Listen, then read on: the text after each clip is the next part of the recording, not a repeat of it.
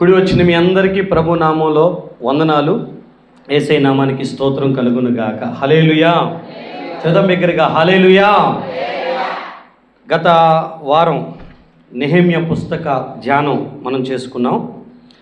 ఆ నెహెమ్యా పుస్తకంలో 13 అధ్యాయాలు ఉన్నాయి. ఈ 13 అధ్యాయాల్లో 13 రకాల ప్రసంగాలు ఉన్నట్లుగా మనం పరిచయం చేసుకున్నాం. ఆర్ అనేటటువంటి సిరీస్ని మనం స్టార్ట్ చేస్తున్నాం.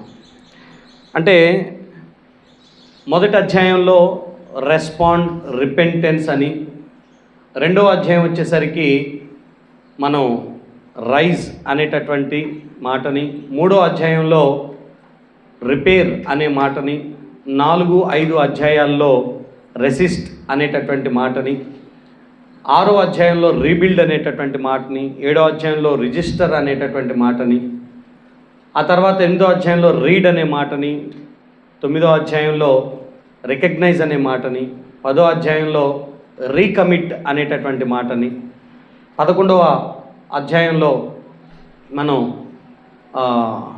ఏమంటారు రీజాయిస్ అనేటటువంటి మాటని, ఈ విధంగా రీఫార్మ్, రివైవల్ అనేటటువంటి కొన్ని మాటలు ఇలా మాట్లాడుకుంటూ 13 రకాల ఆరుల్ని మీ ముందు ఉంచడం జరిగింది. నేను ముందుగా చెప్పినట్లుగా ఒక్కొక్క ఆరు గురించి ఒక్కొక్క వారం మనం మాట్లాడుకుంటూ సుదీర్ఘంగా ఈ పుస్తకం 13 వారాలు, 13 ప్రసంగాలు మనం మాట్లాడుకోవటానికి ప్రిపేర్ అయ్యి ఉన్నాం. జాగ్రత్తగా మీరు వాక్యం వినండి. ఈరోజు మొదటి అధ్యాయంలో ఉన్నటువంటి మొదటి ఆర్ అనేటటువంటి వర్డ్ని మనం ధ్యానం చేసుకుంటాం. జరిగిన విషయం ఏంటనంటే, నెహెమ్యా అనేటటువంటి వ్యక్తి ఒక రోజున తన సోదరుడు, తనతో పాటు వచ్చిన కొందరు స్నేహితుల్ని పిలిచి మాట్లాడుతున్నటువంటి విషయం. ఎలా ఉన్నారు మన వాళ్ళు, మన పితరులు, మన పట్టణం ఎలా ఉంది అన్నప్పుడు, చెదిరిపోయినటువంటి యూదుల సమాచారం వింటున్నప్పుడు వాళ్ళు చెప్పినటువంటి మాట, అయ్యా మన ప్రజలు బహుశ్రమలు పడుతున్నారు, నిందల పాలయ్యి ఉన్నారు, పట్టణం పాడైపోయింది, యెరూషలేము ప్రాకారాలు కూలిపోయాయి, పాడు దిబ్బగా మారిపోయింది అని చెప్పినప్పుడు 4వ వచనంలో ఆ మాటలు వినగానే కొన్ని దినాలు నెహెమ్యా కూర్చుండి ఏడ్చాడు అని రాస్తుంటుంది. మొట్టమొదటిగా ఇక్కడ రాయబడినటువంటి మాట, ఎక్కడో ఉన్న ప్రజల గురించి, వాళ్ళ కష్టాన్ని గురించి, వాళ్ళ నింద గురించి, వాళ్ళ శ్రమ గురించి విన్నప్పుడు కూర్చుండి ఏడ్చాడు కొన్ని రోజులు అని. ఎన్ని రోజులు ఏడ్చుంటాడు అని అంటే, ఇంచుమించు 100 నుంచి 120 రోజులు, దాదాపుగా 4 మాసాలు ఆయన కూర్చుండి ఏడుస్తూనే ఉన్నాడంట. అయ్యో నా ప్రజలు, అయ్యో వాళ్ళు నిందల పాలవుతున్నారు, అయ్యో వాళ్ళు బహుశ్రమలు పడుతున్నారు, అయ్యో యెరూషలేము ప్రాకారాలు పడిపోయినాయని కూర్చొని ఏడవటంతోనే సరిపోయింది. ఈ మనస్సు, దీన్ని నేను ఈ విధంగా మాట్లాడతాను. ఎప్పుడైనా ఏ సమస్య అయినా మనం వింటున్నప్పుడు, క్రైస్తవుడిగా, దేవుని బిడ్డలంగా, భక్తి చేస్తున్న వారంగా మన పొరుగువాడి యొక్క సమస్య విన్నప్పుడు మనం రెస్పాండ్ అవ్వాల్సినటువంటి పరిస్థితి మనకి ఎంతైనా ఉంటుంది. ఈ నెహెమ్యా చేసినటువంటి పని ఏంటనంటే, ఎక్కడో ఉన్న ప్రజల యొక్క సమస్య విన్నప్పుడు ఆయన రెస్పాండ్ అయ్యాడు. ఇదిగో చూడండి, ఈరోజు ఈ ప్రసంగాన్ని ఇలాగే మాట్లాడదాం. మొదటి ఆర్ రెస్పాండ్ అనేటటువంటి పదాన్ని ఈరోజు మనం నేర్చుకుందాం. స్పందించటం, ప్రతిస్పందన అనేది మనకు ఉండాలి. క్రైస్తవుడిగా మనకు ఉండాల్సినటువంటి బేసిక్ క్వాలిటీ ఏంటనంటే, ఎవరికైనా సమస్య ఉంది అని మనం విన్నప్పుడు స్పందించేటటువంటి మనస్సు కలిగి ఉండటం. ఎలా స్పందించాడు? అదే ప్లేస్లో నువ్వో నేనో ఉంటే మహా అయితే అయ్యో పాపం, అంత శ్రమ పొందారా, అంత కష్టంలో ఉన్నారా అని ఆ నిమిషానికి, ఆ 2 నిమిషాలకి మన బాధను వ్యక్తపరుస్తాం తప్ప, ఇక వాళ్ళ గురించి ఏదన్నా చెయ్యాలి, సహాయపూర్వకంగా ముందుకెళ్ళాలనే అడుగులు పడటం చాలా కష్టం. మహా అయితే ఇంకో పని చేస్తామేమో, ఆ సమాచారం ఇచ్చిన వాళ్ళకి అంత ముద్ద పెట్టి, వాళ్ళ చేతిలో కొంత డబ్బులు పెట్టి వాళ్ళని పంపించి, ఆ తర్వాత మన పనిలో మనం పడిపోతామేమో. కానీ నెహెమ్యా సమస్య విన్న వెంటనే కూర్చుండి ఏడ్చి ఉపవాసం ఉండి దేవుని సన్నిధిలో పశ్చాత్తాపడుతూ ప్రార్థన చేశాడు. సమస్య ముగింపుకి, పరిష్కారానికి తన వంతు సహాయం చేయటానికి నడుం బిగించుకొని ముందుకు వెళ్ళాడు. ఈరోజు ఈ మొదటి ప్రసంగం రెస్పాండ్ అవటం. కష్టాన్ని విన్నప్పుడు, సమస్యను విన్నప్పుడు రెస్పాండ్ అవటం. మనకు తెలుసు, సమాజంలో ఒక కాకి సచ్చిందనుకో, మిగతా కాకులన్నీ కూడా వాటి పనులు మానుకుంటాయి. లైక్ ఒక కాకికి దాని పిల్లలకు అన్నం పెట్టుకోవటానికి ఆహారం వెతకటానికి వెళ్తూ ఉండుండొచ్చు. ఇంకొక కాకి దాని గూడు కట్టుకోవటానికి ప్రయత్నం చేస్తూ ఉండుండొచ్చు. మరొక కాకి ఇంకేదైనా ప్రయత్నం ఏదైనా పనులు ఉండుండొచ్చు. కానీ ఒక కాకి చచ్చిపోయిందనంటే మిగతా కాకులన్నీ అక్కడికి గుమికూడతాయి, కావు కావుమంటూ వాటి సంఘీభావాన్ని తెలియపరచడానికి ప్రయత్నం చేస్తాయి. మా జాతిలో ఒకటి చచ్చిపోయిందని వాటి బాధను వెళ్ళగక్కుకోవటానికి వచ్చి అక్కడ వాటి సంఘీభావాన్ని తెలియపరుస్తాయి. అవి కాకులు. వాటికి ఉన్న జ్ఞానం, అరే నా బిడ్డకి అన్నం తీసుకెళ్లాలని నాకు పనుంది, నేను గూడు కట్టుకోవాలని నాకు పనుంది. కానీ అన్ని పనులు పక్కన పెట్టి అక్కడికి వచ్చి చచ్చిపోయిన కాకి గురించి సంఘీభావాన్ని తెలియపరుస్తాయి. అది వాటికి ఉన్న జాతి లక్షణం. అది ఏనాడు పోగొట్టుకోదు. మనలాగా ఈ కాకి మా కాకి కాదు, ఈ కాకి మా చెట్టు కాకి కాదు, ఈ కాకి మాకున్నట్లుగా మెడ దగ్గర తెలుపు లేదు అని భేదాభిప్రాయాలు పెట్టుకునేటటువంటి పరిస్థితులు కాదు. మనం పెట్టుకుంటాం, మనిషి చచ్చిపోయాడన్నా మా పాలోడు కాదులే, మా కులపోడు కాదులే, మా మతమోడు కాదు, ఇంకా చెప్పాలంటే మా చర్చికి సంబంధించినోడు కాదు, పక్క చర్చికి సంబంధించిన వాళ్ళు అంట, ఇంకా చెప్పాలంటే మా స్థాయికి సంబంధించినోడు కాదు, మా ఊరోడు కాదు, పక్క ఊరోడు అంట అనేటటువంటి భేదాలు నీకు నాకు ఉంటాయేమో. కానీ కాకి వాటి జాతిలో ఒకటి చచ్చిపోతే వచ్చి సంఘీభావం తెలపటానికి ఏమాత్రం ఆలోచించకుండా వచ్చి కావు కావుమంటూ కేకలు వేస్తున్నాయి. బైబిల్ ఏం చెప్పిందో తెలుసా? రోమాపత్రిక 12వ అధ్యాయం 15-16 వచనాల్లో చాలా క్లియర్గా రాయబడినటువంటి పదం, సంతోషించే వారితో కలిసి సంతోషించండి, ఏడ్చే వారితో మీరు ఏడవండి, ఒకరితో ఒకరు మనస్సు కలిగి ఉండండి అని అంటారు. సంతోషించే వాళ్ళతో సంతోషించటం, ఏడ్చే వాళ్ళతో ఏడవటం. అరే ఇక మనం మళ్ళా వాడిని చూడం, వాడు చచ్చిపోయాడు, వాడు మన కులపోడు కాకపోతే ఏమి, మన ఊరోడు అయితేనేమి, మన ఊరోడు కాకపోతే అది చచ్చిపోయాడు, ఇక మళ్ళీ తర్వాత చివరి చూపు చూడలేము అతన్ని. 4 అడుగులు వేసి అతడు చివరి యాత్ర సాగనంపటానికి ఎన్ని అడ్డొస్తాయో మనకి. ఇక అతను బంధు చేయబోతున్నారు, అతన్ని ఇక కాల్చబోతున్నారు, అతను మరలా చూడం. మన శత్రువో మిత్రువో తెలియదు మనకి. కలిశాడు కదా, చచ్చిపోయాడు కదా, వాళ్ళు దుఃఖంలో ఉన్నారు కదా, ఈ టైంలో కూడా పంతాలు పట్టింపులు, ఈ టైంలో కూడా కులము మతము అని ఆలోచించుకుంటూ కూర్చుంటే మానవత్వం అనిపించుకోదు. ఫస్ట్ హలో వింటున్నారా? మానవత్వం కూడా అనిపించుకోదు కనీసం. అది కష్టకాలం, అది వాళ్ళు ఏడ్చే టైము. వాళ్ళతో పాటు మనం ఏడవటం, వాళ్ళతో కలిసి నడవటం అనేది కనీసం మనిషి అనిపించుకోవటానికి ఉండేటటువంటి విధానం. అది దాన్ని పోగొట్టుకుంటే ఎట్లా? దాన్ని పోగొట్టుకోకూడదు. మీకు లోకాసు వార్త 6వ అధ్యాయంలో 35వ వచనంలో ఒక మాట రాసి ఉంటుంది. ప్రభువారు చాలా స్పష్టంగా చెప్పినటువంటి ఒక విషయం ఏంటంటే, వాళ్ళు ఎటువంటి వారైనా సరే, మీరైతే ఎట్టి వారిని గూర్చి అయినను నిరాశ చేసుకొనక మీ శత్రువులైనా కూడా వారిని ప్రేమించండి, వాళ్ళకి మేలు చేయండి, అప్పివ్వండి, అప్పుడు మీ ఫలము గొప్పదై ఉంటుంది, మీరు సర్వోన్నతుని కుమారులై ఉంటారు. ఆయన కృతజ్ఞత లేని వారి ఎడలను దుష్టుల ఎడలను ఉపకారి అయి ఉన్నాడు. కాబట్టి మీ తండ్రి కనికరం గలవాడై ఉన్నట్లుగానే మీరు కూడా కనికరం గలవారై ఉండండి కదా అని. మీరు ఫస్ట్ మాట చూసారా? వారు ఎట్టివారిని గూర్చైనా సరే మీరు నిరాశపడకుండా వాళ్ళ శత్రువులైనా ప్రేమించటం, మేలు చేయటం, ఉపకారం చేయటం, ఇవి మీ తండ్రికి ఉండే లక్షణాలు. ఇట్స్ గాడ్స్ నేచర్, అది దైవ లక్షణం. అది ఎదుటి వాళ్ళకి మేలు చేయాలనుకోవటం. వాళ్ళు ఎవరైనా సరే వాళ్ళకి మేలు చేయాలనుకోవటం. ఈ జాలి, ఈ కరుణ, దయ అనే మనస్సు ఉన్న వాళ్ళు రెస్పాండ్ అవుతారు. మిగతా వాళ్ళు రెస్పాండ్ అవ్వట్లా. అప్పుడప్పుడు అంటూ ఉంటారు, ఆ గుండె రాయా అంటారు. మనిషేనా రాయా? రౌతులేక అలాగే ఉండిపోతారు. వాళ్ళు ఏడుస్తున్నారు, వాళ్ళతో కలిసి ఏడవటం, సంతోషపడుతున్నారు. మనమంతా ఉల్టా, ఏడ్చే వాళ్ళని చూసి నవ్వుతాం, వాళ్ళకి జరగాల్సిందే అని. నవ్వే వాళ్ళని చూసి ఏడుస్తాం మనం, వాళ్ళ బతుకులు ఎంత సంతోషం ఎందుకు వచ్చిందా అని. నా మాటలు అర్థమవుతున్నాయా? ఒకడు బాగుపడుతుంటే ఏడుస్తాం, ఒకడు ఏడుతుంటే నవ్వుతాం. మనమంతా ఉల్టా బ్యాచ్ అయిపోయాం. బైబిల్ ఏం చెప్పిందంటే సంతోషించే వాళ్ళతో సంతోషించండి. వాళ్ళు గెలిచారా, మన గెలుపు అనుకొని హ్యాపీగా ఫీల్ అవ్వండి. ఎస్, మా ఊరోడు కొట్టాడు ఒక దెబ్బ, మా ఊరోడు గెలిచాడు, మా ఇంటి పక్కనోడు గెలిచాడు, మా ఇంటి ముందు పిల్లగాడు గెలిచాడు, మా చర్చిలో ఒకళ్ళకి సాధించాడు, హ్యాపీగా ఫీల్ అవ్వండి. అసూయ పట్టడానికి ఏం లేదు ఇక్కడ. 60-70 ఏళ్ళ చిన్న జీవితం మంది, ఎప్పటికే సగం పోయింది. అవునా? సగం ఆయుష్ పోయింది. 30 ఏళ్ళు పైన ఉన్న వాళ్ళు చేతులు ఎత్తండి. నా 30 ఏళ్ళు దాటానన్నా అన్నవాళ్ళు, దేవుని కృపలో సగం ఆయుష్ పోయింది మీకు. ఇక మిగతా సగమే, ఇక సగమే. ఈ సగం జీవితంలో కూడా ఎదుటివాడు అంటే పడదు, ఎదుటివాడు మేలు చేసుకుంటే పడదు, అసూయ ఇవే పెట్టుకోకూడదు. ఇక సిర్ఫ్ ఇంకొక 30 ఇయర్స్, ఇంకొక 20 ఇయర్స్, ఇంకొక 10 ఇయర్స్, సరిగ్గా చెప్పాలంటే ఈ రోజుల్లో ఎప్పుడు ఏం జరిగిద్దో కూడా తెలియట్లా. బ్రతికినంత కాలం అందరితో కలిసి సంతోషించడానికి, కలిసి వాళ్ళ బాధను పంచుకోవటానికి ప్రయత్నం చేయదుము గాక. హల్లెలూయా.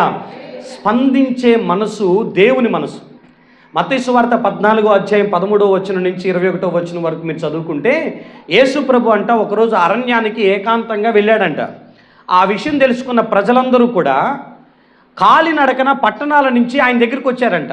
వాళ్ళని చూసినప్పుడు 14వ వచనంలో జనసమూహాన్ని యేసయ్య చూసినప్పుడు వాళ్ళ మీద కనికరపడి వారి రోగాలను స్వస్థపరిచి వారికి అనేక సంగతులు మాట్లాడుతూ వచ్చాడంట. మనుషులు ఎందుకోసం తన దగ్గరికి వచ్చారో వాళ్ళని చూసి కనికరపడి వాళ్ళకి ఆ పనులు చేసి పెట్టాడు ఆయన. ఆయన ఏకాంతంగా వెళ్ళింది ప్రార్థన చేసుకోవటానికి, కానీ ఆయన కోసం వచ్చిన ప్రజల కోసం ఆయన సమయం కేటాయించి వాళ్ళ మీద జాలిపడి వాళ్ళ రోగాలను స్వస్థపరిచాడు. అంత మాత్రమే కాదు, శిష్యులు వచ్చి అంటారయ్యా చీకటి పడిపోతుందేమో, అరణ్యంలో ఉన్నాం, వాళ్ళని పంపిస్తే ఆహారం వెతుక్కుంటారని. ప్రభు అంటారు లేదు లేదు, వాళ్ళకున్న కొదువ మీరే తీర్చండి, వాళ్ళ ఆకలి మీరే తీర్చండి, కడుపు నింపి పంపించండి అని. 5 రొట్టెలు 2 చేపలే ఉన్నాయనంటే 5,000 మంది తినగలిగేటట్లుగా అద్భుతం చేసి వాళ్ళ ఆకలి తీర్చినటువంటి కనికర స్వరూపి ఆయన. నేనంటాను, యేసయ్య మనసు కనికర పడతాడు. రోగంతో ఉన్న వాళ్ళకి స్వస్థతనిచ్చాడు, బోధ లేని వాళ్ళకి బోధన చేశాడు, తిండి లేని అక్కర కొదువ కలిగి ఉన్న వారి అక్కర తీర్చడానికి అద్భుతాలు చేశాడు ఆయన. నేను మీతో అంటున్నాను, ఇది దేవుని యొక్క లక్షణం. బీ కైండ్ అనేటటువంటిది ఒకటి నేర్చుకోనండి. దయ కలిగి ఉండటం, జాలి కలిగి ఉండటం, కనికరంతో ఉండటం దేవుడు మనకిచ్చినటువంటి కనీసపు బేసిక్ గుణం. అది పోగొట్టుకోవద్దు ఏనాడు కూడా, బండరాయి అవ్వద్దు ఏనాడు కూడా. సున్నిత మనస్సు ఉండాలి, యోషియాకున్నట్టు మెత్తని మనసు మనకు ఉండాలి, స్పందించాలి ప్రతిదానికి. యేసు ప్రభు రేపు పరలోకానికి ఎవరిని తీసుకొని పోతాడు అని మీరు ఆలోచిస్తున్నారేమో. మత్తయి సువార్త 25వ అధ్యాయం 33వ వచనంలో చూస్తే, కుడివైపు ఉన్నటువంటి వారులారా, దేవుని చేత ఆశీర్వదించబడిన వాళ్ళారా, మీరు దేవుని రాజ్యాన్ని స్వతంత్రించుకోవటానికి రండి అని పిలుస్తారు. ఎవరిని పిలుస్తున్నాడు ఆయన? ఇదిగో నేను ఆకలితో ఉన్నప్పుడు నాకు ఆహారం పెట్టారు, నేను దప్పికతో ఉన్నప్పుడు దాహం ఇచ్చారు, నేను వస్త్రహీనుడై ఉన్నప్పుడు వస్త్రాలు ఇచ్చారు, నేను రోగంతో ఉన్నప్పుడు చూడటానికి వచ్చారు, చెరసాల్లో ఉన్నప్పుడు పరామర్శించారు. మేమెప్పుడు చేశామయ్యా నీకు ఇవన్నీ అంటే, మీలో మిక్కిలి అల్పుడైన ఒక్కడికి చేస్తే నాకు చేసినట్టే. అంటే రోడ్డు మీద పోయేటప్పుడు తిండి లేకుండా ఉన్న వాడికి అంత ముద్ద పెట్టారు కదా మీరు, అది నాకు చేసినట్టే. వస్త్రం లేకుండా నీ ఇంటి ముందుకు ఒకడు వచ్చి కనపడితే వాడికి మీ ఇంట్లో ఉన్న వస్త్రాలు ఇచ్చారు కదా, అది నాకు చేసినట్టే లెక్క. బాప్తిస్మిచ్చే యోహాను బోధ ఏంటో తెలుసా? అయ్యా మేమేం చెయ్యాలి అన్నప్పుడు, మీలో 2 అంగీలు ఉన్నవాడు లేనివాడికి 1 ఇవ్వండి అని చెప్పిన బోధ. యేసు ప్రభు చెప్పిన బోధ ఇది. లేనివాడికి ఇవ్వండి అని, కనికరంతో ఉంటే కనికరించబడతాము అని, నీళ్లు పోయేవాడికి నీళ్లు పోయబడతాయి అని. మీకు అర్థం కాని విషయం ఏంటనంటే, మేలు చేయుట, ఉపకారం చేయుట, కనికరంతో ఉండుట, ఇవన్నీ ప్రభువు యొక్క లక్షణాలు, పరలోక రాజ్యానికి వెళ్ళేవాడి యొక్క లక్షణాలు, దేవుని పిల్లలు అనిపించుకోవటానికి. ఇందాక లోకాసు వార్త 6వ అధ్యాయంలో సర్వోన్నతుడి కుమారులు అనిపించుకుంటారంట మీరు ఈ పనులు చేస్తే. మన దగ్గర ఆ లక్షణం లేకపోతే ఎట్లా? ఆ లక్షణం ఉండాలి. ఒకవేళ అది లేకపోతే ఏమైనా నష్టమా అంటే చాలా నష్టం. ఎడం వైపు ఉన్న వాళ్ళతో చెప్తారు, మీరు ఎవ్వరు ఆకలితో ఉన్న వాళ్ళకి అన్నం పెట్టలేదు, దాహంతో ఉన్న వాళ్ళకి నీళ్ళు ఇవ్వలేదు, వస్త్రహీనతతో ఉన్న వాళ్ళకి వస్త్రాలు ఇవ్వలేదు, ఇదిగో చెరసాల్లో ఉన్న వాళ్ళని పరామర్శించలేదు, రోగంతో ఉన్న వారిని చూడ వెళ్ళలేదు, కాబట్టి మీకోసం నిర్ణయించిన నరకానికి వెళ్ళిపోండి అని అంటారు. అది పాపం. యాకోబు పత్రిక 4వ అధ్యాయం 17వ వచనంలో రాయబడిన మాట ప్రకారం, మేలైనది చెయ్య నెరిగి కూడా అలాగూ చేయని వానికి పాపం కలుగుతుంది అని రాసుంటుంది. మీ కళ్ళ ముందు మీ ఆడకట్టలో, మీ ఇండ్లలో, మీ బంధువర్గాలలో, మీ చుట్టుపక్కల తిండికి లేక బాధపడుతున్నారని వింటున్నాం, చూస్తున్నాం, కానీ అంత ముద్ద పెట్టడానికి చేతులు రావట్లే. అంత బట్ట ఇవ్వటానికి అరే ఆడపిల్ల, అరే ఇట్లాంటి పరిస్థితిలో ఉంది, వాళ్ళకు ఒక బట్ట కొనిపిద్దామని ఆలోచన కూడా రావట్లే సాటి ఆడమనిషిగా నీకు. అరే భక్తి చేస్తున్నాము అని అంటే క్రియారూపకమైనటువంటి కొన్ని పనులు ఉంటాయి. యేసయ్య లక్షణం మనం కలిగి ఉండాలి, యేసయ్య బోధలో మనం ఉండాలి. ఎఫెసీ పత్రిక 4:32 రాయబడిన మాట ప్రకారంగా, ఇదిగో మీరు దయ కలిగి కరుణాహృదయులై ఒకరితో ఒకడు దయతో ఉండాలి, కరుణాహృదయంతో ఉండాలి, ఒకరినొకరు క్షమించే మనసుతో ఉండాలని చెప్పినటువంటి బోధ. కొన్నిసార్లు మనం దైవ ప్రేమని భూమి మీద చూపించాలి అని అంటే ఇలాంటి టైమే. 1 యోహాను 3:17 రాయబడిన మాట ప్రకారం, ఒకడు లోకపు జీవనోపాధి కలిగిన వాడై ఉండి కూడా తన సహోదరుడికి లేమి కలుగుట చూచి అతనికి సహాయం చేయకపోతే దేవుని ప్రేమ ఎలా ఉన్నట్టు అతనిలో? నీకు ఉద్యోగం ఉంది, నీకు వ్యాపారం ఉంది, నీ దగ్గర సమృద్ధి ఉంది, నీ ఇంట్లో అన్నీ ఉన్నాయి, లేనివాడు నీకు కనిపించినప్పుడు, లేనివాడు గురించి నువ్వు వింటున్నప్పుడు నీ స్పందన ఏంటి? ఎవడు రాతను ఎవడు మార్చగలుగుతావు అనే సెటైర్లు వేస్తున్నావా?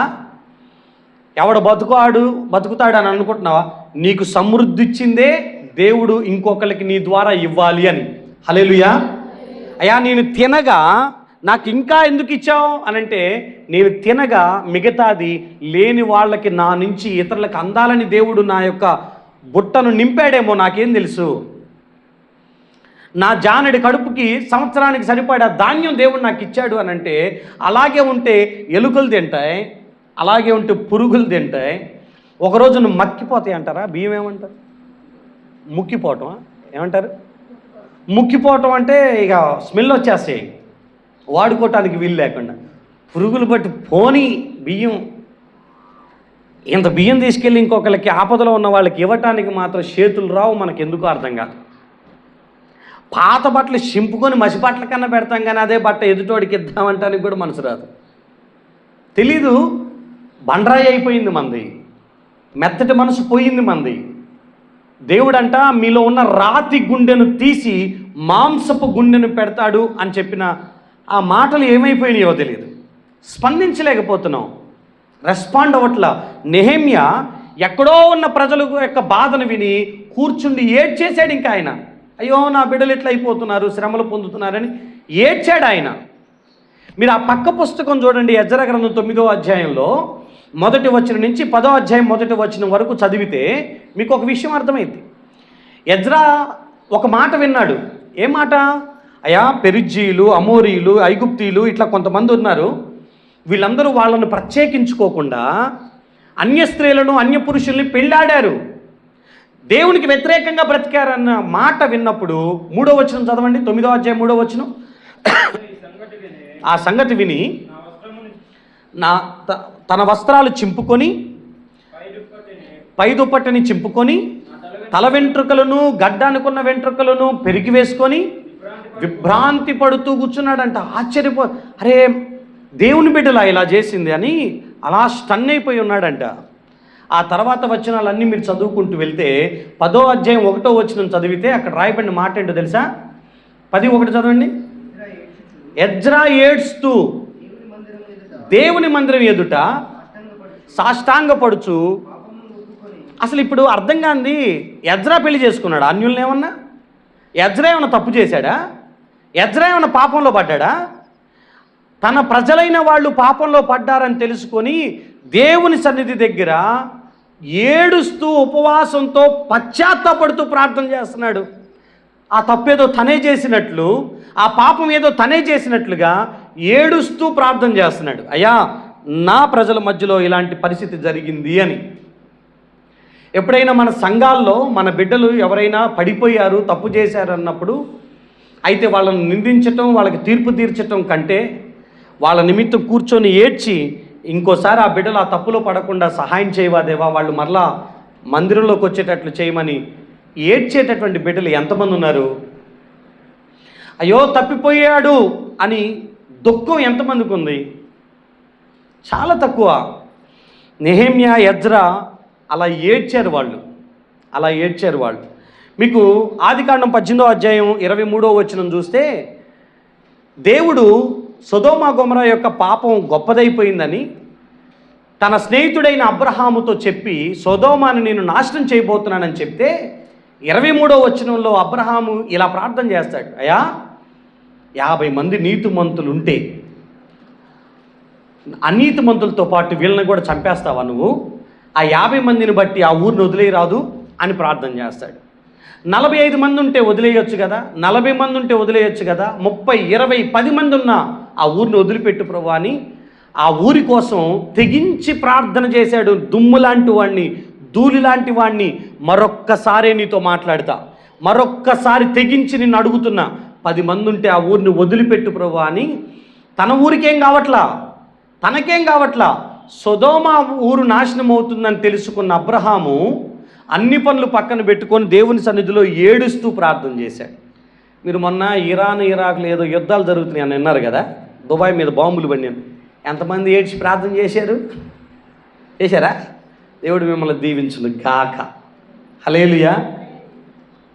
అని ఎక్కడో ఏదో జరుగుతుందంటే ఇక్కడ మోకరించి ఏడ్చి ప్రార్థన చేసేటటువంటి మనస్తత్వాలు మీకు వచ్చినాయి అంటే మీ దగ్గర ఆ మెత్తని మనసు ఉంది, స్పందిస్తున్నారు. మన పక్కనోడికి ఏం జరిగినా మనకి అసలు ఏం పట్టనట్టు ఉండటం, ఎవరి గురించి అయినా వింటున్నప్పుడు పట్టనట్లుగా ఉండటం ఆత్మీయుడి లక్షణం కాదు. అబ్రహాము సొదొమ కోసం ఏడ్చాడు, ఎజ్రా పాపం చేసిన ప్రజల కోసం ఏడ్చాడు, నెహెమ్యా ఎక్కడో శ్రమలు పడుతున్నటువంటి వ్యక్తుల కోసం ఏడ్చి ప్రార్థన చేశాడు. స్పందన అంటే కొందరు ఆత్మీయంగా పడిపోతే వాళ్ళ కోసం ప్రార్థన చేయటం. మీకు లూకాసు వార్త 10వ అధ్యాయం 30 వచనం నుంచి 34 వచనాల వరకు మీరు చదివితే దేవుడు ఒక ఉపమానం చెప్తాడు. ఇదిగో ఒకడంట యెరూషలేము నుంచి యెరికోకి దిగిపోతూ ఉన్నాడంట. అప్పుడు దారి దోపిడి దొంగలు అతన్ని పట్టుకొని అతని వస్త్రాలు లాగివేసి బాగా కొట్టి కొరప్రాణంతో వదిలేసి వెళ్ళిపోయారంట. ఆ రోడ్డు మీద పడిపోయిన వ్యక్తిని యాజకుడు అటుగా వెళ్తూ చూసి నాకెందుకు లేని వెళ్ళిపోయాడంట. లేవీడు ఒకడు వచ్చి చూసి వెళ్ళిపోయాడంట. వీళ్ళిద్దరు భక్తిపరులు. మళ్ళీ యాజకుడు లేవీడు అనేవాళ్ళు దేవుడి మందిరంలో పనిచేసేవాళ్ళు. పొరుగువాడికి ఏదన్నా కష్టం వచ్చిందంటే నాకేం సంబంధం అనుకుంటూ వెళ్ళిపోయారు మళ్ళీ భక్తులు. కానీ సమరయుడు అనేవాడు అంటరానివాడు. సమరయుడు అనేవాడు దేవుని మందిరంలోకి రావడానికి కూడా అవకాశం లేనివాడు. కానీ అతను ఆ పడిపోయిన వాడిని చూసి బండి ఆపి దగ్గరికి వెళ్ళి అతని మీద జాలిపడి అతని గాయములను కట్టి అతనికి నూనె రాసి అతనికి ద్రాక్షారసం తాగిచ్చి అతన్ని బండిలో ఎక్కించుకొని పూటకోళ్ళ వాని ఇంట్లో పెట్టి 2 కాసులు చెల్లించి అతను వెళ్ళిపోయాడంట. ఇంకేమన్నా అవసరం అనుకుంటే నేను మళ్ళీ వచ్చి చెల్లిస్తాను అని. అరే అతను బంధువు కాదు, అతను రక్త సంబంధికుడు కాదు. యెరూషలేములో ఉన్నటువంటి యూదుడు కొట్టబడితే అంటరానివాడని పిలువబడుతున్నటువంటి సమరయుడు వచ్చి అన్ని మంచి పనులు చేసి వెళ్ళాడు. అందుకే ఆ స్టోరీని మంచి సమరయుడు కథ అంటారు. మనం అంటే మంచి చేస్తే నువ్వెవరైనా సరే నీ నామం ఘనపరచబడిద్ది, నువ్వు హెచ్చించబడతావు. మేలు చేయుటలోనే మన గొప్పతనం, మన ఘనత ఉందన్న సంగతి క్రైస్తవంలో మర్చిపోయాం మనం. అయితే ప్రార్థన చేయి. ఏది ఎజ్రా నెహెమ్యా లాగా, లేకపోతే అబ్రహాములాగా, లేదా సహాయం చేయి. ఇదిగో మంచి సమరయుడు చేసినట్లుగా. అయితే సహాయం చేయి. వాళ్ళ కష్టంలో ఉన్నారని తెలిసినప్పుడు వాళ్ళకి సహాయం చేయి. అంటే మనం స్పందించే తీరు ఇట్లా ఉండాలి. మీకు ఇంకొక విషయాన్ని జ్ఞాపకం చేస్తాను. అమ్మాయి పేరు రూతు. అమ్మాయికి వాళ్ళ ఇంట్లో అంటే వాళ్ళ అత్త, తను, తన భర్త యొక్క అన్న, వీళ్ళ ముగ్గురు ఒకేసారి చచ్చిపోతారు. ఒకే ఇంట్లో అత్త, 2 కోడళ్ళు, ముగ్గురు విధవరాళ్ళు అయిపోయారు. అత్త, ముసలి అత్త, ఆ 2 యవనస్తులైనటువంటి కోడళ్ళతో మాట్లాడుతూ, అమ్మా నేను మా సొంత ఊరికి వెళ్ళిపోతాను, నాకెవ్వరు లేరు, కొడుకులు లేరు, భర్త లేడు, మీరు కూడా మీ ఇంటికి వెళ్తే మీ తల్లిదండ్రులు మీకు వివాహం చేస్తారు, మీ జీవితం బాగుంటుంది, వెళ్ళిపోండి అంటే ఓర్ప ముద్దు పెట్టుకొని వెళ్ళిపోయింది. కానీ రూతమ్మ ఏం ఆలోచించిందంటే, ఈ వయసులో ఏమో ఒంటరిగా వెళ్ళిపోతే భర్త లేడు, 2 కొడుకులు లేరు, నా బ్రతుకు నేను చూసుకొని పోతే ఏం పరిస్థితి ఏమైద్దని ఆమెతో ఒక మాట అంటుంది, మరణం తప్ప నిన్ను నన్ను ఏది వేరు చేయడానికి వీలు లేదు. నువ్వెక్కడుంటే నేను అక్కడుంటా, నీ దేవుడే నాకు దేవుడిగా కావాలి, నీ జనమే నాకు జనం అవ్వాలి, నేను నీతో పాటు వస్తానని తన భవిష్యత్తుని పనంగా పెట్టి కష్టంలో ఉన్నటువంటి ఆ ముసలామెకి తోడుగా నిలబడింది. ఆమెతో పాటు బెత్లెహేముకి వెళ్ళింది. ఆమెను పోషించడం కోసం పొలాల్లోకి వెళ్ళి పరిగెలు వేరింది. జోలి పట్టి పని చేసుకోవటం మొదలుపెట్టింది. నీతిగా బ్రతుకుతూ ఆ ఊర్లో సంచరిస్తుంది. ఒక ముసలామికి తోడుగా ఉన్నటువంటి, అంటే ఒక కష్టంలో ఉన్న వ్యక్తికి ఒక వ్యక్తి తోడుగా ఉంటే ఆ వ్యక్తికి దేవుడిచ్చే బహుమానం ఎంత గొప్పదో తెలుసా? అదే ఊర్లో ఉన్నటువంటి బోయాజు ఈ అమ్మాయి గురించి విన్నాడు. ఆ ముసలామి కోసం ఆ యవనస్తురాలు తన ఊరిని, తన సొంత ఇంటిని వదిలిపెట్టి ఇక్కడికి వచ్చి మనతో పాటు ఉంటూ నీతిగా బ్రతుకుతూ తన అత్తను పోషించుకుంటుందని విని ఒక ఆస్తిపరుడు, ఆత్మీయుడు బోయాజు రూతుకి తోడుగా నిలబడటం మొదలుపెట్టాడు. ఆమెను పెళ్లి చేసుకున్నాడు. వాళ్ళ కుటుంబ పరిస్థితుల్ని మార్చివేశాడు. నువ్వేది చేస్తే అది నీకు తిరిగి వచ్చింది, దాంట్లో డౌట్ లేకుండా. సామెతల గ్రంథం 11వ అధ్యాయం 17వ వచనం ఒకసారి చదువుతారా? సామెతల గ్రంథం 11వ అధ్యాయం 17వ వచనం. సామెతలు 11:17. దయగలవాడు తనకే మేలు చేసుకుంటాడు. డౌటే లేదు. దయ కలిగి ఉన్నావా అది నీకే మేలు. బెనిఫిట్ హిమ్సెల్ఫ్ అన్నట్టుగా, అంటే కైండ్ పర్సను తనకే మేలు చేసుకుంటాడు. అంటే తను చేసే ప్రతి మంచి తనకు తిరిగి వచ్చింది, డౌట్ లేకుండా. మనం ఏం చేస్తే అది తిరిగి మనకు వచ్చింది. మనం ఏం చేస్తే, లోకంలో ఒక పద్యం ఉంది, వేమన పద్యం. ఏమని ఉంటుందనంటే, పరుల బాధ తెలిసిన వాడు పరమాత్ముడు అవుతాడంట. పరుల బాధ తెలిసిన వాడు పరమాత్ముడు. పరుల నొప్పి తెలిసి పరిగణించిన వాడు పరమ పుణ్యుడు కాక పాపియగున విశ్వదాభిరామ వినురవేమ అని అంటాడు. వేమన పరుల బాధ తెలుసుకున్న వాడిని పరమాత్ముడని, పరుల నొప్పి పరిగణించిన వాడు పరమ పుణ్యుడు కాక పాపి అవుతాడా అని అంటాడు. అంటే ఇతరుల బాధ, ఇతరుల నొప్పి తెలుసుకొని పరిష్కరించేటటువంటి వాడే పరమాత్ముడు. ఒకవేళ తెలుసుకున్నా, వాళ్ళ పరిస్థితిని గురించి అర్థం చేసుకున్నా, వాళ్ళకి ఏం చేయకపోతే వాడు పాపే అన్నట్టుగా మాట్లాడతాడు. నిజమే, పరుల బాధ తెలిసిన వాడు పరమాత్ముడు, పరుల నొప్పి పరిగణించిన వాడు పరమపుణ్యుడు అవుతాడు తప్ప పాపి ఎవడు. అలాంటి వాడిని మనం గుర్తించి, అంటే మనకి ఏమన్నా పడుతుందా ఇతరుల బాధ, ఇతరుల కష్టం? మందిరంలో ఎవరికైనా ఏదన్నా అయ్యింది అని అంటే మనం నొప్పిగా తీసుకొని అడుగులు ముందుకేసేటటువంటి పరిస్థితులు లేకపోతే చాలా కష్టమవుతుంది నా ప్రియమైన బిడ్డ. ఎస్తేరు గ్రంథంలో 3వ అధ్యాయం 13వ వచనంలో ఎస్తేరు యొక్క కాలంలో ఒక శాసనం పుట్టింది. ఏంటో శాసనం తెలుసా? ఒకే రోజు యూదులందరూ, స్త్రీలు, పురుషులు, చిన్నలు, పెద్దలు అందరూ ఒకే రోజున చంపబడాలనే శాసనం. 1 డే ఒక జాతిని చంపేయాలనేటటువంటి ప్లాన్. వాళ్ళని చంపి వాళ్ళ ఆస్తిని తీసుకోవాలి, ఇది శాసనం. అది తెలిసిన వెంటనే 4వ అధ్యాయం 1వ వచనంలో మొర్దెకై గురించి రాయబడిన మాట ఏంటో తెలుసా?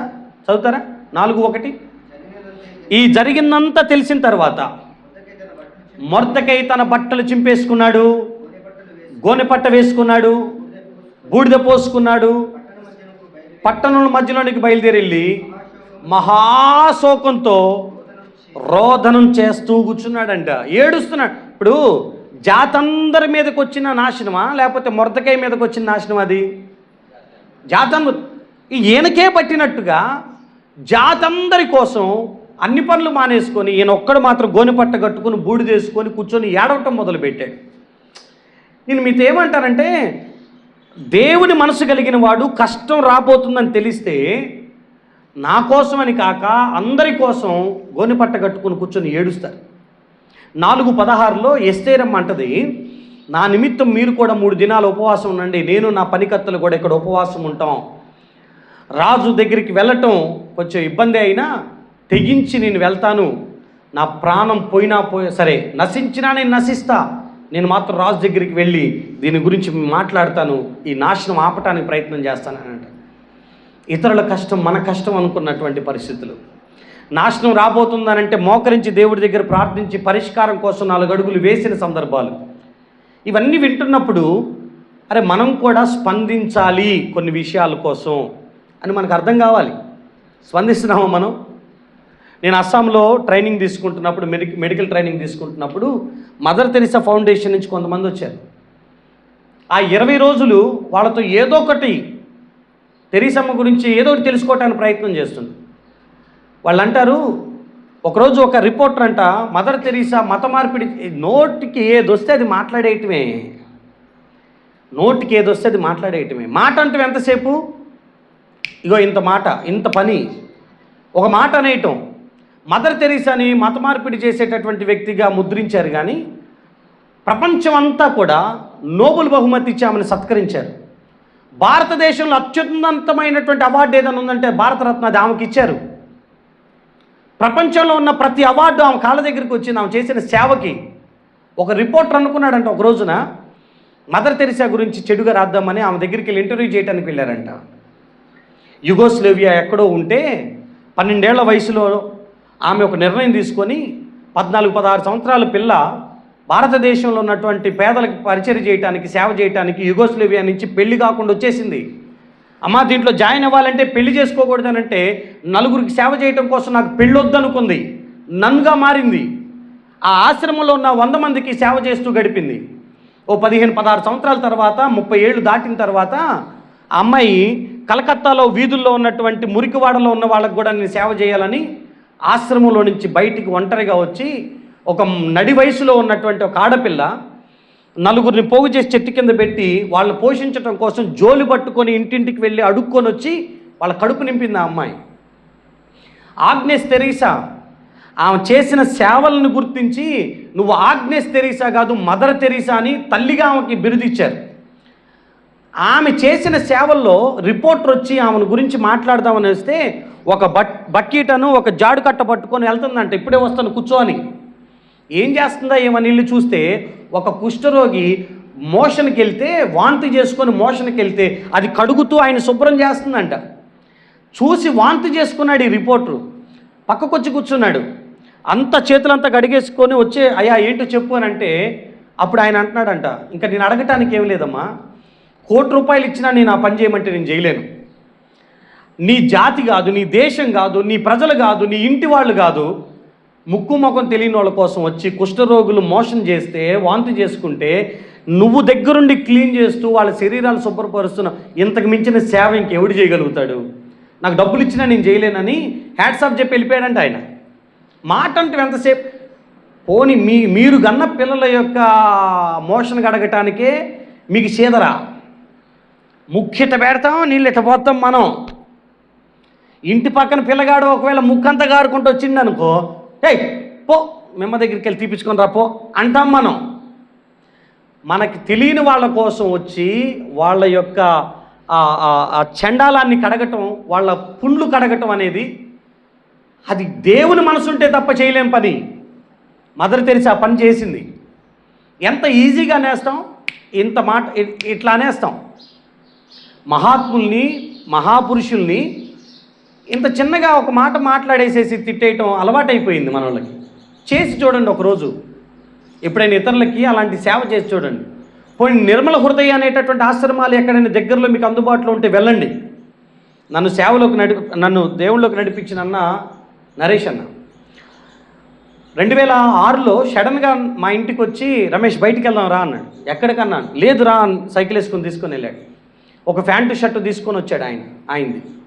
ఎక్కడికి తీసుకెళ్తున్నాడా అనంటే శ్రీనగర్ దగ్గర ఉన్నటువంటి ఒక చిన్న మురికి గుంట పక్కన ఒక ఆయన పడిపోయి ఉంటే ఆయన దగ్గర తీసుకెళ్ళాడు. ఏంటన్నంటే, ఏమో నేను వచ్చినప్పుడు చూశాను ఇట్లా పడిపోయి ఉన్నాడు, బట్టలు సరిగ్గా లేవు, అందుకే నా ప్యాంటు చొక్కా తీసుకున్నా, నేను ఒక్కడే కదా నిన్ను కూడా తీసుకొద్దామని తీసుకొచ్చాను.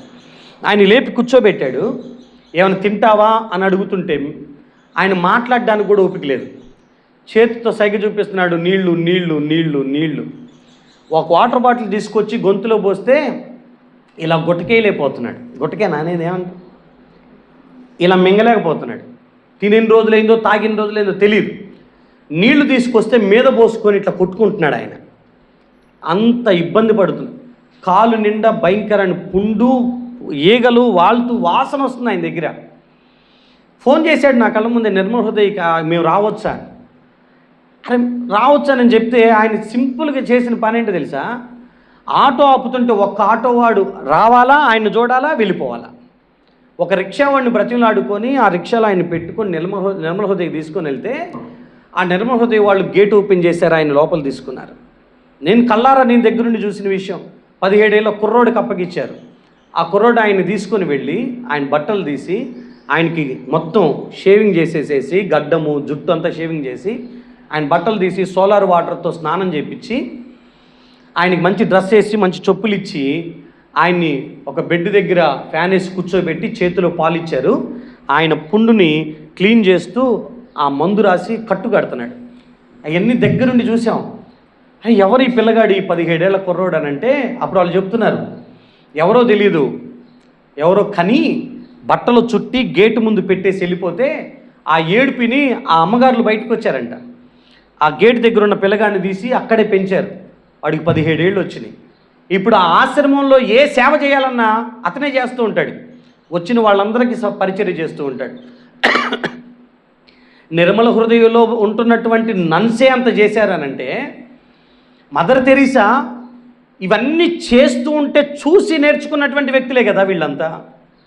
ఇతరులకు సేవ చేయడంలో ఉన్న సంతోషాన్ని అనుభవించిన వాళ్ళంతా. ఎప్పుడైనా మనం ఇలాంటి సేవా కార్యక్రమాలు చేసి ఉంటే అర్థమవుతుండే. మనం చేయలేని పరిస్థితి అయిపోయింది. చేయగలిగే పరిస్థితి ఉండి కూడా యాకోబు 4:17లో మేలేంది చేయనెరిగి అలాగే చేయని వానికి శ్రమ కలుగుతుంది అనేటటువంటి పదాలు ఉన్నాయి. మీకు ఇంకో మాట జ్ఞాపకం చేస్తున్నా. మన మధ్యలో కూడా వాళ్ళు వచ్చారు, విజయవాడ నుంచి ఇమ్మానీల్ అన్నని ఆయన వచ్చారు. ఆయన గురించి నాకు తెలుసు. స్క్రాప్ ఎక్కడైనా ఉంటే వెళ్ళి తెచ్చుకొని దాన్ని మరలా అమ్ముకొని బ్రతకాల్సిన పరిస్థితి. వాళ్ళ భార్య చేపలు అమ్ముతూ జీవనోపాధి చేయాల్సిన పరిస్థితి. వాళ్ళ సంపాదన తక్కువే, కానీ వాళ్ళు సమాజానికి చేయాలన్న కోరికలు చాలా ఎక్కువ. వాళ్ళకు వచ్చిన డబ్బుల్లో వారానికి ఒక 100 మందికి తిండి పెడతారు. వాళ్ళకు వచ్చిన డబ్బుల్లో ఒక ఆశ్రమానికి వారానికి 200-300 గుడ్లు డొనేషన్ చేస్తుంటారు. వాళ్ళకు వచ్చిన డబ్బుల్లో హాస్పిటల్ విజిటింగ్కి వెళ్ళిపోయి వాళ్ళకి కాయలు పండ్లు ఇచ్చేసి వస్తుంటారు. అరే మీకు దగ్గర డబ్బులు లేవు కదా అని అంటే, డబ్బులు లేకపోతే మాత్రం చెయ్యాలన్న మనసు చంపుకోలేకపోతున్నారు. రూపాయి కనపడితే చాలు 4 పొట్లాలు ఆహార పొట్లాలు పంచేద్దాం అనుకుంటున్నారు. రూపాయి కనపడితే చాలు వెళ్ళిపోయి ఈ వారంలో గుడ్లు ఇవ్వలేకపోయామని మళ్ళీ గుడ్లు ఇవ్వటానికి వెళ్ళిపోతున్నారు. ఎక్కడో ఉన్నటువంటి హిమాచల్లోనో ఇంకో చోట సేవ చేస్తున్నటువంటి వారికి ఇదిగో మా వంతు అని ఒక 1000 రూపాయలు, 2000 రూపాయలు, 3000 రూపాయలు పంపించడానికి ఎందుకు ఇంతగా స్పందిస్తున్నారు అనంటే, దేవుని మనసు అది. చెయ్యగలిగే పరిస్థితి ఉండి చేయలేకపోవటం పాపం అని బైబిల్ చెబుతుంది. మనకు అన్నీ ఉన్నాయి, కానీ ఇతరులకు సేవ చేయటం మాత్రం మనకు మనసు రావట్లేదు. అదే బాధాకరమైనటువంటి విషయం. ఒకప్పుడు క్రైస్తవ్యం అంటే ఇప్పుడున్న క్రైస్తవ్యం వేరు. అమ్మా ఇటు చూడండి, మీరు ఎప్పుడైనా సిఎస్ఐ సంఘాలు ఉన్న ప్రాంతాలకు వెళ్ళండి. ఆ ఊర్లో పాస్టర్ గారిని పాస్టర్ అని పిలవరు. ఏమని పిలుస్తారు తెలుసా? పంతుళ్ళు అని పిలుస్తారు. ఏమంటారు? పంతులు అంటారు. ఎందుకు పంతులు అనేవాళ్ళు? ఆ పాస్టర్ గారు ఆ ఊర్లోకి వచ్చి ఉంటే సాయంత్రం పూట అందరికీ చదువు చెప్పేవాళ్ళు. వాళ్ళ భార్యకి నర్సు పనులు చేపించి వైద్యం చేయించేవాళ్ళు, ఫ్రీగా బట్టలు పంచేవాళ్ళు, ఫ్రీగా వాళ్ళకి అన్ని పనులు చేసి పెట్టేవాళ్ళు. ఒకప్పుడు సేవ, ఒకప్పుడు పరిచర్య, సమాజం కోసం ఏదైనా చేసినటువంటి పరిచర్య. ఈ రోజుల్లో చర్చి అంటే, ఈ రోజుల్లో క్రైస్తవుడు అంటే వీళ్ళు మతం మార్చేటోళ్ళు అనేటటువంటి మాట తప్ప ఇక వేరే మాట లేదు. మీ ఊరు కోసం మీరు ఏమైనా చేశారా అనంటే గుండెల మీద చేసుకొని చెప్పడానికి ఒకట్లేదు. మీ తాండా కోసం మీరు ఎప్పుడైనా ఏదైనా చేశారా అనంటే చెప్పుకోవటానికి ఒకట్లేదు. మీ ఊర్లో ఎవరికైనా ఏదైనా బాగోపోతే, ఇల్లు చక్కగా లేకపోతే, వర్షం పడి ఇల్లు గారుతుంటే ఏమన్నా కవర్ కప్పిన వాళ్ళమా, లేకపోతే బాధలో ఉన్న వాడికి ఏదన్నా బియ్యం ఇచ్చిన వాళ్ళమా? చలివేంద్రాలు పెట్టారా మన ఊళ్ళో ఈ నెల ఈ సంవత్సరం? ఒకళ్ళు పెట్టారు. ఇప్పుడు ఇన్ని కుటుంబాలు ఉంటాయి. 4 కుండలు కొని రోజుకు ఒక 4 బాటిల్ నీళ్లు పోసి మన ఊరోళ్ళ కోసమే. లేదా అటు ఇటు తిరుగుతున్నటువంటి పరిస్థితుల్లో ఎవరైనా ఈ ఊరు నుంచి ఇంకో ఊరు వెళ్తున్నప్పుడు అన్ని నీళ్లు తాగి వెళ్తారు అంతే. ఆటో నడుపుతున్న వాళ్ళు అక్కడ చలివేంద్రం కనిపెడితే ఒక బాటిల్ నింపుకొని దాహం తీర్చుకొని మళ్ళా వాళ్ళ కుటుంబ పోషణ కొరకు పరిగెత్తుతూ వెళ్తుంటారు. నేను మీతో ఏమంటానంటే చిన్న చిన్న పనులే అవి చేయటానికి కూడా మనకు అసలు ఆలోచన కూడా రావట్లేదు చూడు. అది ఒక విచిత్రమైనటువంటి పని. 4 కొండలు 800 పెడితే వచ్చేస్తాయి, 200కి ఒక కొండ. రోజుకు ఒక 4 బాటిల్ పోసినా 40 రూపాయల కన్నా ఎక్కువ కాదు. మే 1వ తారీఖు నుంచి 30వ తారీఖు దాకా మనం చేసిన 30 రోజుల్లో 4 మూళ్ళు 1200 అవుతాయి వాటర్కి. ఈ ఒక 800 అవుతాయి, 2000. ఒక గ్రీన్ మ్యాట్ పెట్టేసి ఒక బల్ల కొనేసేస్తే ఒక 500 పోయినా, ఒక లేదా 1000 రూపాయలు పోయినా 3000 నుంచి 4000 రూపాయలు మాట. 20 కుటుంబాలు 30 కుటుంబాలు ఉన్నా కూడా 200 రూపాయలు వేసుకున్నా కూడా 4000 అయిపోయే మాట. డబ్బులు లేక కాదు, చేసే మనసు లేక, చెయ్యాలనే ఆలోచన లేక. ఎవరో ఒకరు చెప్పాల్సిన అవసరం ఉంది. అందరం కలిసి ఒక నిర్ణయం తీసుకొని ఈ సంవత్సరం ఎండలు ఎక్కువగా ఉన్నాయి, మన ఊరి బిడ్డల కోసం లేకపోతే మన ఊరు దాటి వెళ్తున్న వాళ్ళ కోసం ఈ సమ్మర్లో ఒక చలివేంద్రం పెట్టడం సంఘానికి పెద్ద విషయం అది కాదుగా. లేకపోతే మందిరం ఎదురుగానే ఒక 4 కొండలు తీసుకొచ్చి పెట్టుకొని ఆ పొద్దున పూట మనలో ఎవరో ఒక మగపిల్లలు 4 డబ్బాలు నింపేసేసి వెళ్ళిపోవటం పెద్ద విషయం కాదు కదా. లేదా ఎవరికైనా ఒక పని ఇవ్వండి, రోజు 100 రూపాయలు ఇస్తాను రాబాయ్, నీళ్లు నింపాలేడా, 4 బాటిల్ తీసుకొచ్చి నీళ్ళు నింపాలంటే వాడికి ఒక 3000 పోతే మనకు ఒక 4000 రూపాయలు పోతే ఒక 7000 రూపాయల ఖర్చు పెద్ద విషయమే కాదు. ఆలోచన అనేది రాకపోవటం అంటే స్పందించటంలో లోపం ఉంది. కష్టం ఉంది, సమస్య ఉందని తెలిసినా కూడా స్పందించలేకపోవటం అనేది దురదృష్టకరం. యేసు నామములో స్పందించుదుము గాక. హల్లెలూయా. ఏదో ఒక సోషల్ యాక్టివిటీ చేయడానికి ప్రయత్నం చేయండి, సమాజానికి ఉపయోగపడండి. బైబిల్ ఏం చెప్పిందంటే మొదట విశ్వాస గృహంలో చేరిన వారికి, ఆ తర్వాత విశ్వాస గృహానికి వెలుపటున్న వారికి మేలు చేయండి. అలిసిపోవద్దు ఆ విషయంలో. ఇతరులకు మేలు చేసే విషయంలో అలిసిపోకూడదు. మనం ఇతరులకి మేలు చేసే విషయంలో దయ కలిగి ఉంటే మనకే మేలంట బైబిల్ చెప్పిన మాట ప్రకారం. మొదటిది ఒకటి, మనం ఇతరులకి సమాజంలో ఒకళ్ళ ఆత్మీయతలో పడిపోయారన్నా, ఒకళ్ళకి అవసరతలో ఉన్నారన్నా, ఒకళ్ళకి ఆదరణ లేక ఒంటరిగా ఉన్నారన్నా అయితే ప్రార్థన చేయటం లేదా సహాయం చేయటం లేదా తోడుగా నిలబడటం అన్నా మనం చేయాలి. రెండో, నేను ఒక మాట చెప్తున్నాను, ఒకవేళ దైవ సంబంధమైన విషయాల కొరకు కూడా మనం స్పందించాల్సిన విషయాల్లో స్పందించాలి నా ప్రియమైన బిడ్డ. ఎలాగా? నేను మొదటి సమూయేలు గ్రంథం 17వ అధ్యాయం 26వ వచనాన్ని మీరు చూస్తే దావీదుకి ఒక మాట వినపడింది. గొల్యాత్ అనేటటువంటి వాడు జీవం గల దేవుడి నామాన్ని తిరస్కరిస్తూ దూషిస్తూ మాట్లాడుతున్నాడు అని. వెంటనే 26వ వచనంలో దావీదు అంటాడు, జీవం గల దేవుని నామాన్ని తిరస్కరించుటకు లేకపోతే దూషించుటకు ఈ సున్నతి లేని ఫిలిస్తీయుడు ఎంతటి వాడు అని అతని మీద యుద్ధానికే వెళ్ళిపోతాడేనా. ఒకటి, దేవుడి నామం, ఆయన నామం తిరస్కరించబడుతుంది అని అనుకున్నప్పుడు ఒక ఆత్మీయుడు స్పందించాడు.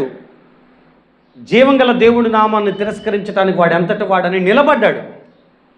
రేపొద్దున దేవుడి నామానికి ఏదైనా దోషణ వస్తుంది అని అన్నప్పుడు దేవుని బిడ్డలుగా మీ స్పందన ఏంటి? మీ స్పందన ఏంటి?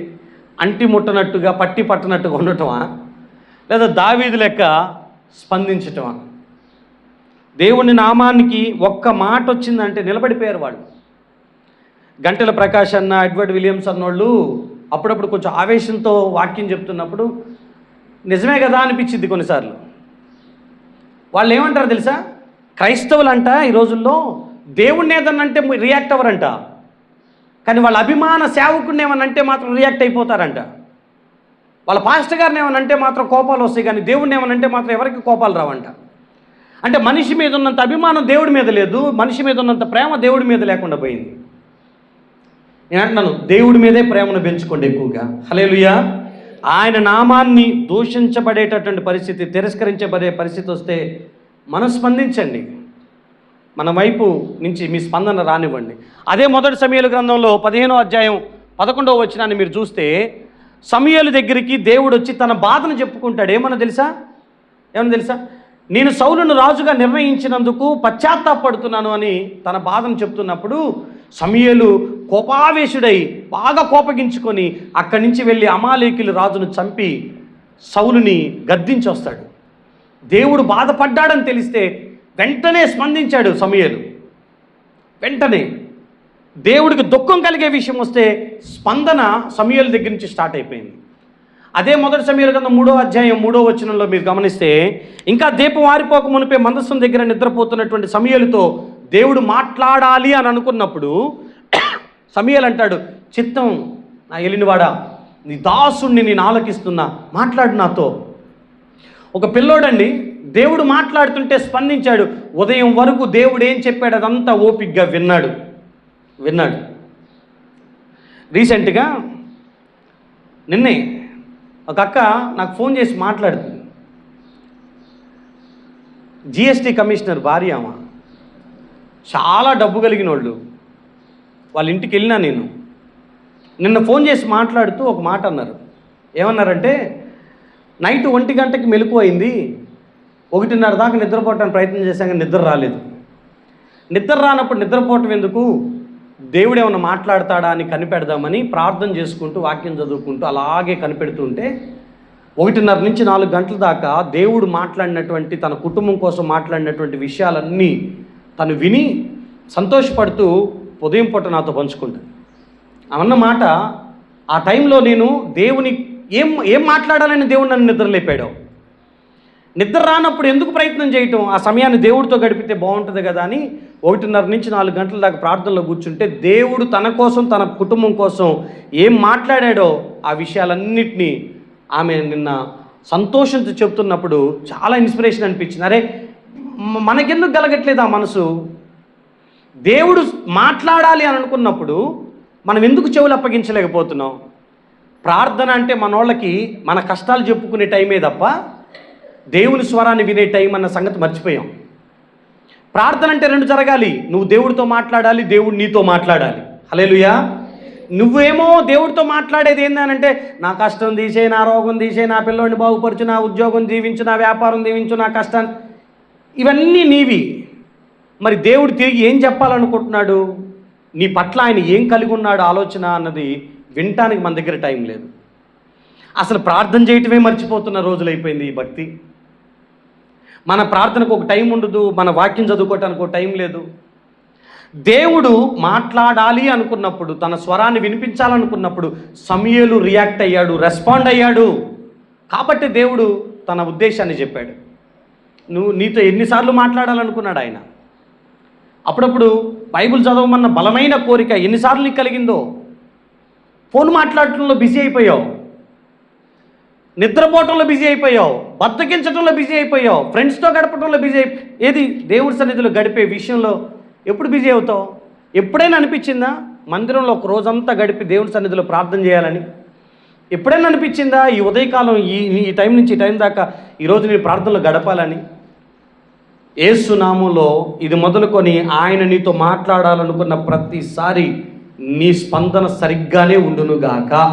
హల్లెలూయా. మీకు లోకాసు వార్త 1వ అధ్యాయం 38వ వచనంలో మరియమ్మతో గబ్రియల్ దూతను పంపించి దేవుడు మాట్లాడించిన మాట ఏంటనంటే, పరిశుద్ధాత్మ శక్తి నిన్ను కమ్ముకున్నప్పుడు ఇదిగో నువ్వు పురుషుణ్ణి ఎరగని దానివైనను నీ గర్భాన ఒక శిశువు పుట్టబోతున్నాడని చెప్తే 38వ వచనంలో ఆయన అంటారు, ఆమంటది, ఆయన మాట చొప్పునే నాకు జరుగునుగాక. నా పట్ల దేవుని చిత్తం ఇది అని అన్నప్పుడు అది అవమానమైన, నిందైనా, ఏదైనా పర్లా నేను దాన్ని తీసుకుంటున్నాను, ఆయన చిత్తం నాలో జరుగునుగాక అని స్పందించిందాను. యోసేపు మరియమ్మని రహస్యంగా విడనాడాలనుకున్నాడు మత్తయి సువార్త 1వ అధ్యాయం 19వ వచనంలో. కానీ దేవదూత వచ్చి ఇది దేవుని కార్యం అని చెప్తే అప్పుడు వెంటనే మరియను ఆయన చేర్చుకొనెను అని రాసుంది. దేవుని చిత్తం తెలిసినప్పుడు స్పందించారు, దేవుడు మాట్లాడాలనుకున్నప్పుడు స్పందించారు, దేవుడు దుఃఖపడుతున్నప్పుడు స్పందించారు, దేవుడి నామం దూషించబడుతుందన్నప్పుడు స్పందించారు. మీకు ఇంకో మాట అంటున్నాను, దేవుడు తన అక్కరను చెబుతున్నప్పుడు కూడా స్పందించారు. యెషయా గ్రంథం 6వ అధ్యాయం 8వ వచనంలో నేను ఎవరిని పంపాలి నా పని కోసం అన్నప్పుడు యెషయా అంటాడు, ఇదిగో నేనున్నాను ప్రభువా, నన్ను పంపు అని చెప్పాడు ఆయన. నన్ను పంపు, నేను వెళ్తాను అని. నన్ను పంపిస్తే నేను వెళ్తాను.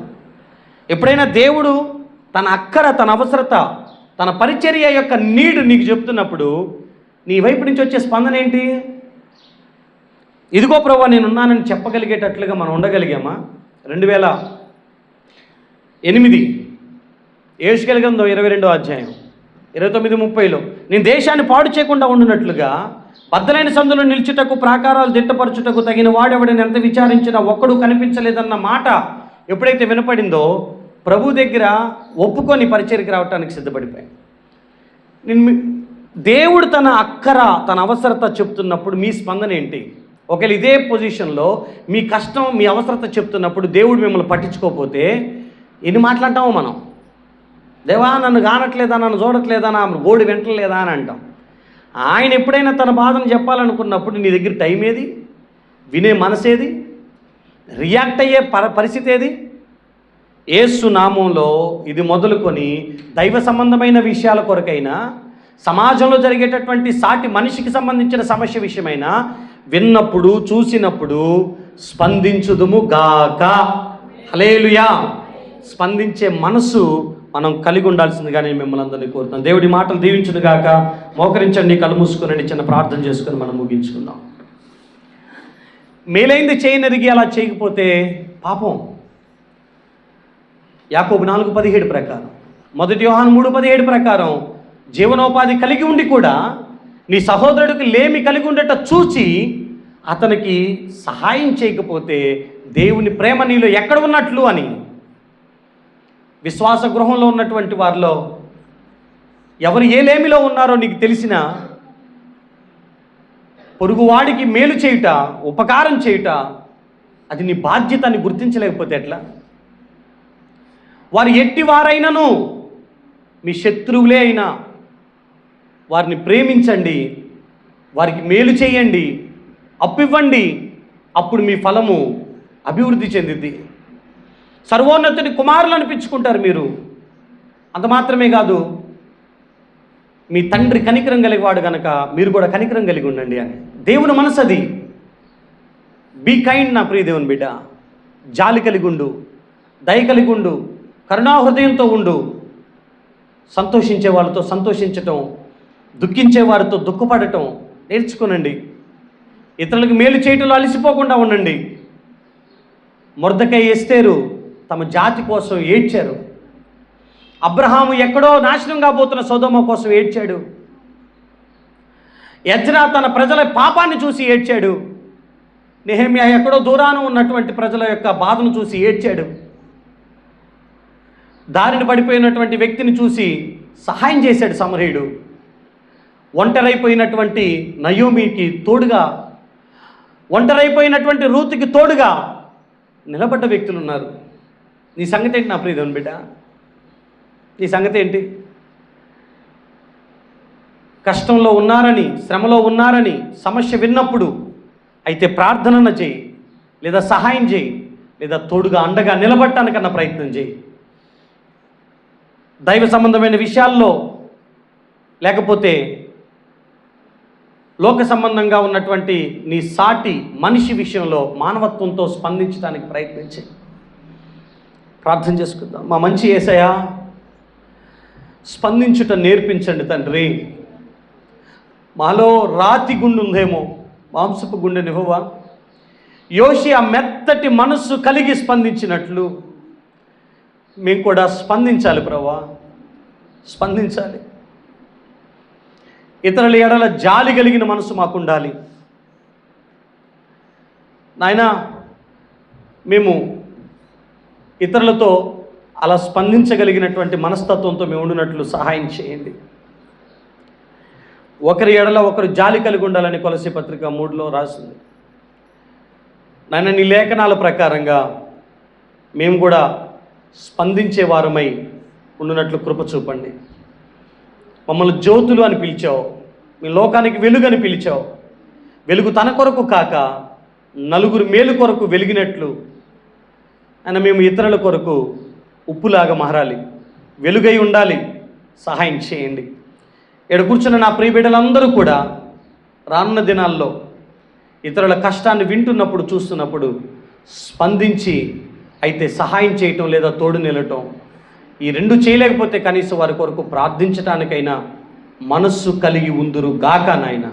కృప చూపమని యేసు నామములో ప్రార్థన అడిగి పొందుకొనుచున్నాము పరమ తండ్రి. ఆమేన్.